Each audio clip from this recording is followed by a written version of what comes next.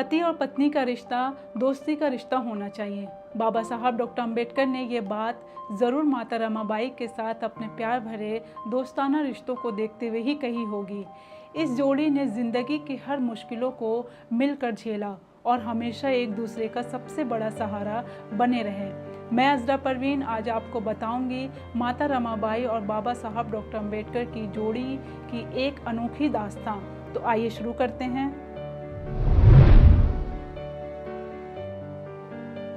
Doctor Ambedkar अपनी जीवन संगिनी रमाबाई अंबेडकर को प्यार से रामू कहकर पुकारते थे और उनकी रामू उन्हें साहिब कहकर बुलाती थी। दोनों ने 27 सालों तक जीवन के सुख दुख सहे, दुख ज्यादा सुख बहुत कम। दोनों की शादी 1906 में उस समय हुई थी जब डॉक्टर अंबेडकर की उम्र महज 14 साल थी और रमाबाई की उम्र सिर्फ 9 साल थी। रमाबाई का मायके का नाम रामीबाई था। शादी के बाद उनका नाम रमाबाई पड़ा। डॉक्टर अंबेडकर के अनुयायी माता रमाबाई को रमाई कहते हैं। फॉरवर्ड प्रेस के लिए लिखे लेख में सिद्धार्थ इस बारे में बेहद दिलचस्प जानकारी देते हैं। लेख में उन्होंने बताया कि 1935 में रमाबाई के निधन के 6 साल बाद 1941 में बाबा साहब ने अपनी किताब पाकिस्तान और द पार्टीशन ऑफ इंडिया को रमाबाई को समर्पित किया था।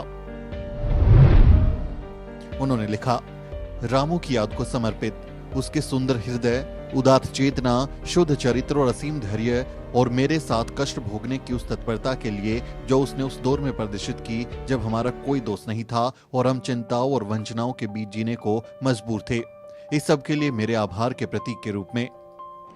समर्पण के इन शब्दों में कोई भी अंदाज़ा लगा सकता है कि डॉक्टर अंबेडकर रमाबाई के व्यक्तित्व का कितना ऊंचा मूल्यांकन करते हैं और उनके जीवन में उनकी कितनी अहम भूमिका थी। समर्पण के इन शब्दों में वो इस बात पे भी जोर देते हैं कि दोनों के जीवन में एक ऐसा समय रहा है जब उनका कोई संगिनी साथी नहीं था, तब वो दोनों एक दूसरे के संगिनी साथी थे। डॉक्टर अंबेडकर जहां अपनी पढ़ाई लिखाई करने के लिए संघर्ष कर रहे थे ताकि भारत में अछूतों का भविष्य बदला जा सके, उस वक्त माता रमाई अकेले ही घर की जिम्मेदारियां संभाल रही होती थी। गरीबी और भुखमरी की मार के बावजूद माता रमाई ने अकेले ही पूरे परिवार को संभाला। डॉक्टर अंबेडकर 1920 में दूसरी बार अध्ययन के लिए इंग्लैंड गए। जाने से पहले उन्होंने रमाबाई को घर के खर्च चलाने के लिए जो रकम दी थी वो बहुत कम थी और जल्द ही खत्म हो गई। उसके बाद उनका घर खर्च रमाबाई के भाई बहन की मजदूरी से चला। रमाबाई के भाई शंकर राव और छोटी बहन मीराबाई दोनों छोटी मोटी मजदूरी करते थे। तकरीबन 8-10 आने रोज कमा पाते थे। उसी में रमाबाई बाजार से किराना सामान खरीद कर लाती और रसोई पकाकर सबका पेट पालती थी। इस तरह मुसीबत के ये दिन उन्होंने बड़ी तंगी में बिताए। कभी कभी उनके परिवार के सदस्य आधे पेट खाकर ही सोते तो कभी भूखे पेट ही। इधर रमाबाई बच्चों और भाई बहन के साथ आधे पेट या भूखे रहकर जीवन गुजार रही थी, तो उधर लंदन में यही हालात डॉक्टर अंबेडकर के थे। रमाई ने एक पत्र में गरीबी के बारे में लिखवाया था, जिसके जवाब में डॉक्टर अंबेडकर ने लंदन से एक चिट्ठी लिखी थी। 25 नवंबर 1921 को लंदन से लिखी चिट्ठी में डॉक्टर अंबेडकर लिखते हैं, प्रिय रामू, तुम्हारा पत्र मिला। गंगाधर बीमार है ये जानकर दुख हुआ। खुद पर भरोसा रखो, चिंता करने से कुछ नहीं होगा। पैसों की व्यवस्था कर रहा हूँ। मैं भी यहाँ दाने दाने का मोहताज हूँ। तुम्हें भेजने के लिए मेरे पास कुछ भी नहीं है, फिर भी कुछ न कुछ प्रबंध कर रहा हूँ। अगर कुछ समय लग जाए या तुम्हारे पैसे खत्म हो जाएं, तो अपने जेवर बेचकर घर गृहस्थी चला लेना। मैं तुम्हें नए गहने बनवा दूंगा। यशवंत और मुकुंद की पढ़ाई कैसी चल रही है इस बारे में कुछ लिखा नहीं। मेरी तबीयत ठीक है, चिंता मत करना। अध्ययन जारी है। सखू और मंजुला के बारे में कुछ पता नहीं चला। तुम्हें जब पैसे मिल जाएं तो मंजुला और लक्ष्मी की माँ को एक एक साड़ी दे देना। शंकर के क्या हाल है, गजरा कैसी है, सबको कुशल। भीमराव। माता रमाबाई पढ़ना लिखना नहीं जानती थी। उनकी चिट्ठियां उन्हें कोई और पढ़कर सुनाता था। डॉक्टर अंबेडकर ये बात जानते हुए भी चिट्ठी में अपने दिल की हर बात लिख डालते थे। रमाई उनकी सबसे अच्छी दोस्त थी, इसलिए उनके सामने खुलकर अपनी पीड़ा बयां करते थे। ऐसे ही एक चिट्ठी में उन्होंने 30 दिसंबर 1930 को लंदन से लिखी थी। डॉक्टर अंबेडकर गोलमेज सम्मेलन में भाग लेने के लिए लंदन गए थे। वहीं से वो रमाई को चिट्ठी लिखते हैं और इस चिट्ठी में रमाबाई के प्रति अपने प्यार का खुला इजहार करते हैं। वो लिखते हैं, रमा, मैं ज्ञान का सागर निकाल रहा हूँ। मुझे और किसी का भी ध्यान नहीं है, परंतु ये ताकत जो मुझे मिली है उसमें तुम्हारा हिस्सा भी है। तुम यहाँ मेरा संसार संभाले बैठी हो, आंसू का जल छिड़क कर मेरा मनोबल बढ़ा रही हो, इसलिए मैं बेबाक तरीके से ज्ञान के अथाह सागर को ग्रहण कर पा रहा हूँ। रमा, तुम मेरी जिंदगी में न आती तो तुम मन साथी के रूप में न मिली होती तो क्या होता? मात्र संसार सुख को ध्येय समझने वाली स्त्री मुझे छोड़ के चली गई होती। आधे पेट रहना, उपले चुनने जाना या गोबर ढूंढकर उसका उपला थापना या उपला थापने के काम पर जाना किसे पसंद होगा? चूल्हे के लिए ईंधन जुटा कर लाना बंबई जैसे शहर में कौन पसंद करेगा? घर के चिथड़े हुए कपड़ों को सीते रहना, इतना ही नहीं एक माचिस में पूरा माह निकालना, इतने ही तेल में और अनाज में नमक से महीने भर का काम चलाना। मेरा ऐसा कहना, गरीबी के आदेश तुम्हें मीठे नहीं लगते तो मेरा मन टुकड़े टुकड़े हो गया होता, मेरी जिद में दरारें पड़ गई होती, मेरे सपनों का खेल पूरी तरह से तहस नहस हो जाता।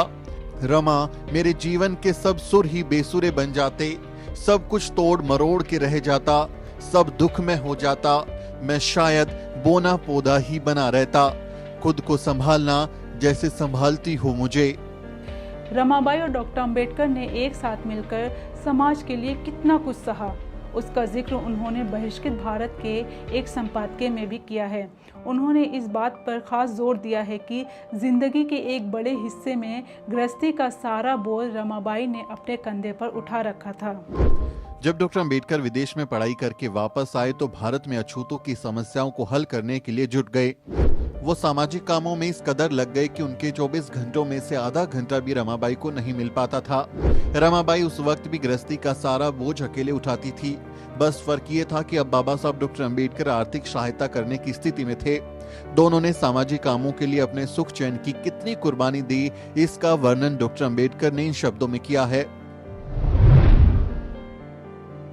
कोड़ी का फायदा न होते हुए जिसने 1 साल तक बहिष्कृत भारत के 24-24 कॉलम लिखकर जन जागृति का काम किया और उसे करते समय जिसने अपने स्वास्थ्य, सुख, चैन और आराम की चिंता न करते हुए अपनी आंखों की बाती बनाया, इतना ही नहीं इस लेखक यानी डॉक्टर अंबेडकर के विदेश में रहते समय जिसने यानी रमाई ने रात दिन अपनी गृहस्थी का भार संभाला और आज भी वो संभाल रही है। अपने सिर पर गोबर के टोकरे ढोने के लिए जिसने आगे पीछे नहीं देखा, ऐसी अत्यंत ममतामयी, सुशील और पूज्य पत्नी के संपर्क में जिसे 24 घंटे में आधा घंटा भी साथ बिताने को नहीं मिला। ये संपादकीय बहिष्कृत भारत समाचार पत्र के 1 वर्ष पूरे होने पर 3 फरवरी 1928 को बहिष्कृत भारत का ये रण क्या लौकिक रण नहीं है शीर्षक से लिखी गई थी। इस संपादकीय में डॉक्टर अंबेडकर ने रमाबाई को ममतामयी के रूप में देखा था और उन्हें पूज्य जीवन संगनी के रूप में याद किया। साथ ही इस बात पर दुख जताया कि कैसे ऐसी पत्नी के साथ कुछ घंटे भी बिताने के लिए उनके पास समय नहीं था, जिसने सारी जिंदगी बहुत कष्ट उठाए और असीम कुर्बानियां दी। माता रमाबाई गोबर के उपले बनाकर बेचती, लकड़ियां बीनती और किसी तरह अपने बच्चों का पेट पालती। ये सब उन्होंने डॉक्टर अंबेडकर के बिना ही अकेले ही सहना पड़ा। माता रमाई और बाबा साहब ने अपने 4 बच्चों को खो दिया और इस दर्द ने इस जोड़ी को भीतर तक तोड़ दिया। रमाबाई और डॉक्टर अंबेडकर ने 3 पुत्र और 1 पुत्री को खोया। जब वे अमेरिका में अध्ययनरत थे तब उनके पुत्र गंगाधर की मृत्यु हुई थी। उसके बाद यशवंत का जन्म हुआ, फिर रमेश, इंदु और राजरत्न का जन्म हुआ। लेकिन बाद में ये तीनों बच्चे भी काल के गाल में समा गए। 4 बच्चों की मौत ने रमाबाई और डॉक्टर अंबेडकर को भीतर से तोड़ दिया। दोनों तड़प उठे और दुख के अथाह सागर में डूब गए। इसकी मार्मिक अभिव्यक्ति डॉक्टर अंबेडकर द्वारा अपने मित्र दत्तोबा पवार को लिखे पत्र में हुई है। यह पत्र अंतिम संतान राजरत्न की मृत्यु के बाद लिखा गया है। इस पत्र में डॉक्टर अंबेडकर लिखते हैं, पुत्र निधन से हम दोनों को जो आघात पहुंचा है उसे अति शीघ्र भूल पाना संभव नहीं। अभी तक 3 पुत्र और 1 पुत्री को शमशान पहुंचाने का काम इन हाथों ने किया है। जब भी यादें सताती हैं तो मन दुख से विचलित हो उठता है। उनके भविष्य के बारे में जो सोचा था वो सब धराशायी हो गया। हमारे जीवन पर दुख के बादल मंडरा रहे हैं। बच्चों के निधन से हमारा जीवन ऐसे निस्वाद हो गया जैसे भोजन बिना नमक के हो जाता है। बाइबल में कहा गया है, तुम धरती का नमक हो। नमक का स्वाद ही गया तो उसे खारा कैसे बनाया जा सकता है। मेरे शून्य जीवन में इस वचन की सार्थकता सिद्ध होती है। मेरा अंतिम पुत्र असामान्य था, उसके जैसा पुत्र मैंने शायद ही देखा हो। उसके जाने से जीवन कांटों भरे बगीचे के समान हो गया है। दुखी पीड़ित अवस्था के कारण कुछ ज्यादा लिखा नहीं जा रहा। दुख से व्यथित तुम्हारे मित्र का तुम्हें नमस्कार। डॉक्टर अंबेडकर की चिट्ठियों से उस दर्द को महसूस किया जा सकता है जिसे माता रमाई और बाबा साहब गुजरे थे, लेकिन इन दोनों ने एक दूसरे का साथ कभी नहीं छोड़ा। ये दोनों हमेशा एक दूसरे के सबसे बड़ा सहारा बनकर खड़े रहे। बाबा साहब अपने असंख्य बच्चों को गुलामी की बेड़ियों से काटने के लिए दिन रात मेहनत करते रहे। ऐसे में माता रमाई पर घर की जिम्मेदारी होती और वो इस बोझ में अपनी सेहत का ख्याल ही नहीं रख पाती। बाबा साहब भी बाहर के कामों में व्यस्त रहते थे। इस वजह से माता रमाई की सेहत बिगड़ती चली गई। बाबा साहब ने अपनी सबसे अच्छी दोस्त के इलाज के लिए काफी प्रयास किए। डॉक्टर अंबेडकर के जीवनीकार धनंजय कीर लिखते हैं, बाबा साहब की पत्नी रमाबाई बीमार थी। पिछले 10 वर्षों में अपने परिवार का ध्यान देने के लिए बाबा साहब को समय कभी नहीं मिला। जब जब उन्हें थोड़ा समय मिल जाता तब तब वे पारिवारिक बातों की ओर ध्यान देते। एक बार रमाबाई को हवा बदली करने के लिए धारवाड़ ले गए थे, लेकिन उनके स्वास्थ्य में सुधार नहीं हो पा रहा था। पत्नी के स्वास्थ्य में कुछ सुधार हो, इसके लिए बाबा साहब ने काफी प्रयास किए, लेकिन इलाज का असर नहीं हो रहा था। धीरे धीरे उनका शरीर कमजोर पड़ता गया। मृत्यु से पहले वे 6 महीने तक बिस्तर पे रही। वैवाहिक जीवन के शुरुआती वर्षों में उन्हें लंबे समय तक भूखे या आधा पेट खाकर जीना पड़ता था। इसी स्थिति ने उन्हें शारीरिक तौर पर तोड़ दिया। 4 बच्चों की मौत ने उन्हें भीतर से तोड़ दिया था। अंत में साहिब की रामू ने सदा सदा के लिए छोड़कर 27 मई 1935 को चली गई। रमाबाई की मृत्यु के एक रात पहले ही डॉक्टर अंबेडकर लौटे थे। उनकी मृत्यु के समय उनकी सैया के पास ही वो बैठे हुए थे। भारी दिल से, गंभीर मुद्रा, विचार और दुख से व्याकुल मन स्थिति के साथ वो शव यात्रा के साथ धीमे धीमे चल रहे थे। शमशान यात्रा से लौटने पर वो दुख से व्याकुल होकर कमरे में अकेले पड़े रहे। 1 सप्ताह तक छोटे बच्चे की भांति वे फूट फूट कर रोते रहे। डॉक्टर अंबेडकर ने अपनी सबसे अच्छी दोस्त हमेशा हमेशा के लिए खो दिया था। इस दुख से वो कभी नहीं उभर पाए। भीमराव को बाबा साहब डॉक्टर अंबेडकर बनाने में सबसे बड़ी भूमिका माता रमाबाई की थी। बाबा साहब ने खुद इस बात को स्वीकार किया है। हमें माता रमाबाई और बाबा साहब की जोड़ी से सीखना चाहिए कि कैसे अपने जीवन साथी के साथ हमेशा खड़े रहना और हर मुश्किल का सामना मिलकर करना है। उम्मीद है ये वीडियो आपको पसंद आया होगा और माता रमाबाई और बाबा साहब की जोड़ी के बारे में कुछ अनसुनी बातें आपको पता चली होंगी। वीडियो कैसा लगा इस बारे में कमेंट के ज़रिए अपनी राय दें और हमारे चैनल को सब्सक्राइब करना ना भूलें। मेरा नाम अजरा परवीन है और इस वीडियो स्टोरी में मेरी मदद कर रहे हैं सुमित और मोहित। अगले किसी वीडियो में मुलाकात होगी। जय भीम।